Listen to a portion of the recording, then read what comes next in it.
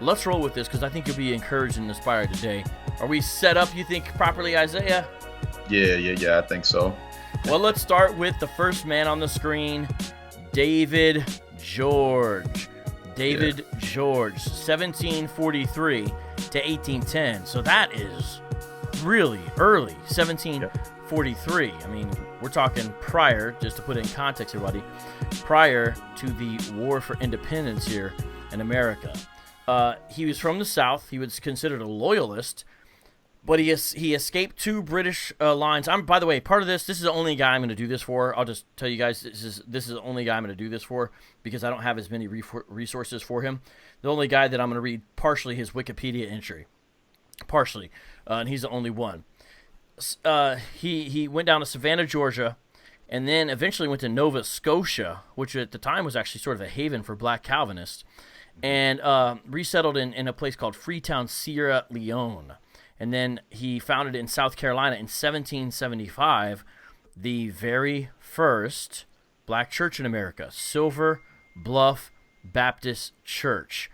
And he later on was affiliated with the current longest standing one, which is First African Baptist Church of Savannah. And he wrote an account of his life. It's one of the most important early slave narratives. So that's kind of just setting it up. Isaiah, can you talk a little bit about David George and the churches he was affiliated with? Yeah, so David George essentially was a man on the run. Originally enslaved in Virginia, ends up escaping, and he runs into some Creek Indians.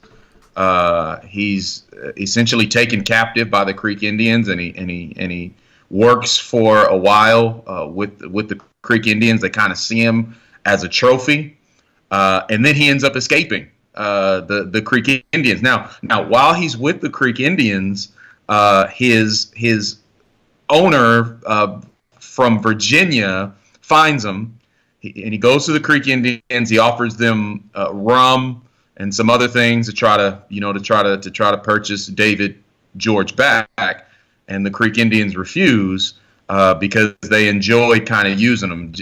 David George was really their shiny new toy, but David George would not be kept in bondage, so he escaped. Yes, sir. And eventually running into a man by the name of Goffin, who ironically was an Indian trader, a wealthy man, had a plantation, and ended up working for Goffin in Silver Bluff, South Carolina.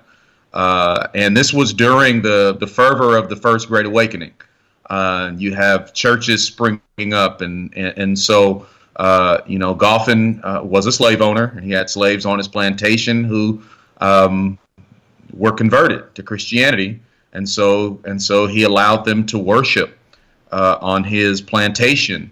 The official pastor of this sort of plantation church, his name was Palmer, but there was also another itinerant minister that was preaching regularly there at Silver Bluff.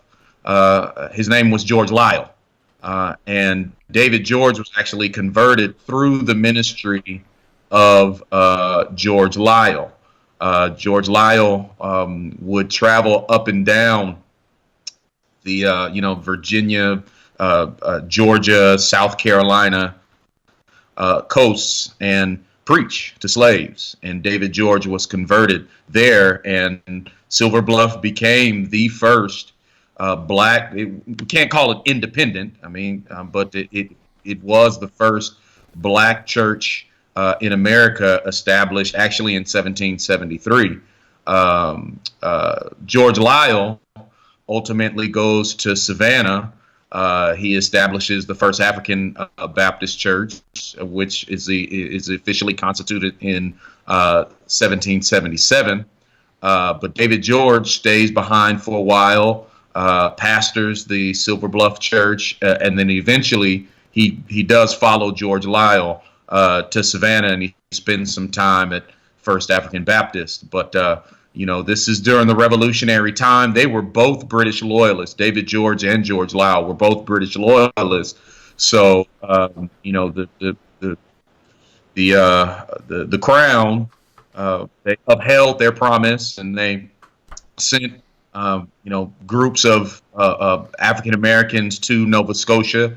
David George went there, but ultimately he ended up in Sierra Leone, where he set up kind of a colony, and brought the Baptist faith to Sierra Leone, and absolutely worked to convert some of the natives, and also some of the other African Americans that had traveled along there as well. So, you got to give David George his props, because number one, he would not be enslaved. He was always bucking that system, and his deep faith led him to areas and territories that some of us would never even imagine going to. Yeah, he had quite the adventurous life.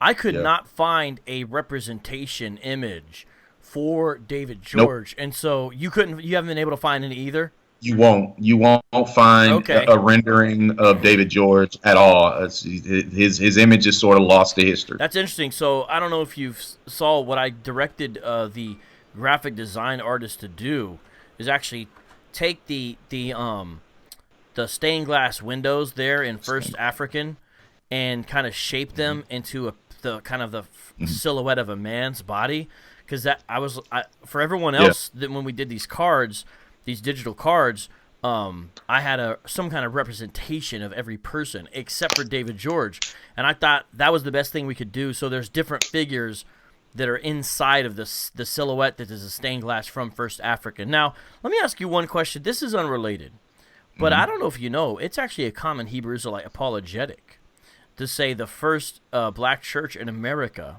This is the way they phrase it. I'm not saying it's accurate because it's not the first, but it's the longest standing. Anyways, they say the first black church in America had Hebrew writing on the pews, and that's proof that our people were originally the Israelites. Have you ever heard this?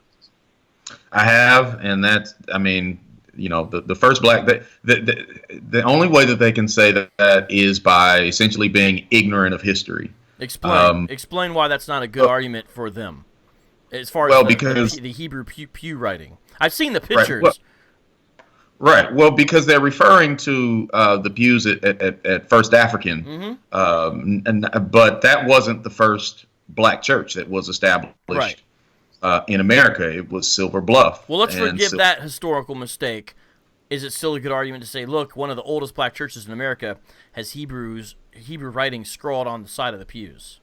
No, I mean, absolutely not. I mean, the Africans who were converted, they were very aware of the Exodus narratives. They identified with the Exodus narratives heavily. So, when we see identification of the African Americans to the Israelites, it's not because they were appropriating that identity. It's because they identified with the plight of the Israelites of the Bible. At an And existential, spiritual level. You know what I'd like to exactly. do? I'd like to get some strong magnification, or go in there with someone who is able to really decide, because it almost doesn't even look like Hebrew. The pictures I've seen, it's almost indecipherable as Hebrew.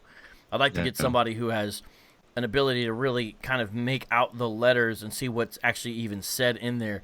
But to have Hebrew or Greek in any place scrolled in a church is actually not outlandish. There's churches that do that even today because of the identification with the original languages of the Bible as Right. well. So I think that's interesting, though. That is an argument that you actually hear again and again that they bring up. Yeah, yeah, yeah. I mean, it's a paper thin argument. There's nothing to it, and it's ultimately ahistorical. And they might have a meme, but as we know, they have tons of memes that are that are essentially false and convey false history. Dang, Isaiah. No, that's true. Since you kind of went right into David George, or I'm sorry, you kind of went right from David George when we were talking to George Lyle. And so I have both their pictures up side by side. Indeed, the ministry and life of both men is intertwined. But, it's significant that it's hard enough to plant a church. So I'm kind of wrapping up David George. I could go on to George Lau here, unless you got something else. It's hard enough to plant a church. Lord knows. It's hard to pastor or be even on any kind of volunteer staff or whatever you want to call. I say staff in the sense of people, not paid people, but it's hard to do that. It's very difficult. Imagine being persecuted. Imagine being a man on the run planting a church. Do you see what I'm saying?